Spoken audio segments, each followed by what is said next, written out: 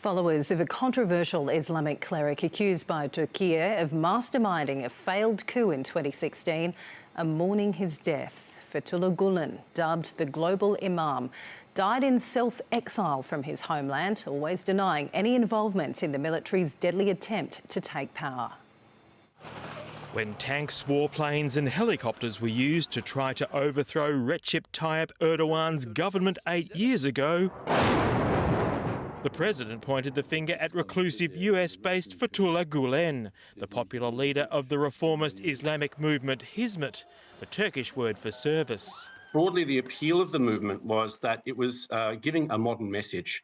And that message was that you could actually be in the world and you can be modern, but you can also be religious.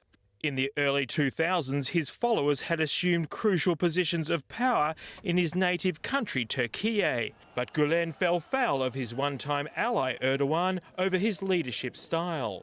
And when it's alleged that the members of the Gulen movement from the judiciary started a corruption probe into the government because they were fed up with what they saw as endemic corruption. In turn, Erdogan accused him of terrorism and orchestrating the botched rebellion. Gulen and his supporters described the charges as ridiculous and politically motivated, with US authorities rejecting Turkey's extradition bids. Supporters say political attempts to link him to the botched takeover shouldn't overshadow his global work as a Muslim preacher and scholar. He was a source of inspiration for millions of people, not just in Turkey but around the world.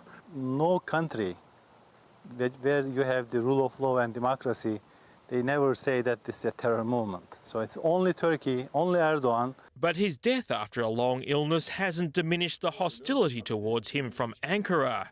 This organisation has been a threat rarely seen in the history of our nation, says the country's foreign minister, calling on followers to run away from this treasonous wrong path. Fethullah Gulen was 83. Gareth Boreham, SBS World News.